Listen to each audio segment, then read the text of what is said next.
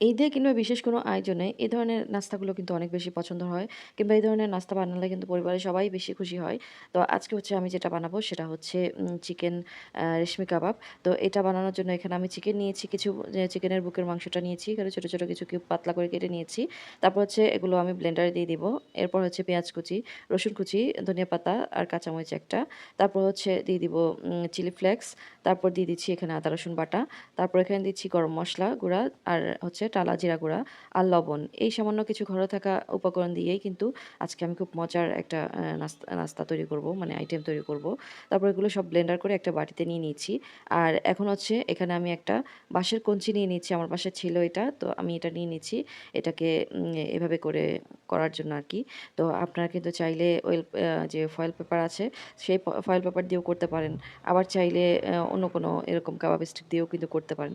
তো আমার কাছে যেহেতু কাবাব স্টিক এরকম মোটাগুলো ছিল না, আমার কাছে যেহেতু এই বাঁশের কঞ্চিটা ছিল হাতের কাছে, তো এটা দিয়েই হচ্ছে আমি কাজটা সেরে নিয়েছি। এটা খুব সুবিধা হয়েছে কারণ এটা একদম পারফেক্ট ভাবেই হয়েছে।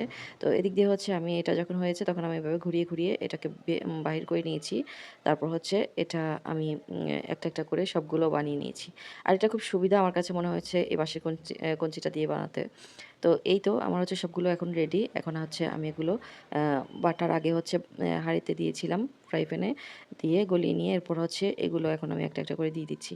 দিয়ে এটাকে আমি কুক করে নিব। এটা হতে কিন্তু খুব একটা বেশি সময় লাগে না। খুব অল্প সময়ে এটা হয়ে যায়। খুব তাড়াতাড়ি কিন্তু এটা হয়ে যায়। তো এইভাবে করে কিন্তু খুব সহজেই ঘরে থাকা ঘরোয়া উপকরণ দিয়েই কিন্তু আপনারা খুব মজার একটা আইটেম তৈরি করতে পারবেন। আপনারা এবার বাসায় একবার হলেও ট্রাই করবেন। দেখবেন পরিবারের সবাই কিন্তু অনেক বেশি খুশি হবে। তো আমি হচ্ছে আমার এখানে আজকে ৫ টা হয়েছিল। আমি আমার ফ্যামিলির জন্য ৫ টাই বানিয়েছিলাম। মানে আমরা ৫ জন সদস্য ৫ টাই বানিয়েছিলাম একদম হিসাব করে, করে। হাতে বেশি সময়ও ছিল না। আর এটাও বানাতে হবে। কারণ আজকে বলেছিলাম এটা বানাবো। যার কারণে এটা হচ্ছে আমি খুব দ্রুতই বানিয়েছি। আর প্রতিজনের জন্য একটা, একটা করে বানিয়েছি। এতে করে সময়ও কম লেগেছে আর খুব দ্রুতই আরকি আমার এই আইটেমটা হয়ে গেছে। আর ইফতারের সময় কিন্তু অনেক বেশি আইটেম হয়। যার কারণে আইটেম অল্প হলেও কিন্তু অসুবিধা নাই। তো যাই হোক আমার এগুলো কিন্তু হয়ে গেছে। তারপর হচ্ছে পাস্তা বানিয়ে এখন হচ্ছে আমি স্মোকিং ফ্লেভার আসার জন্য আমি উপর দিয়ে কিছু কয়লা আর সাথে কিছু ঘি দিয়ে আমি এটা ঢাকনা দিয়ে নিয়েছি। নিয়ে যতক্ষণ পর্যন্ত ধোঁয়াটা একদম পুরোপুরিভাবে চলে যায়নি, ততক্ষণ পর্যন্ত এটা আমি ঢেকে রেখেছিলাম।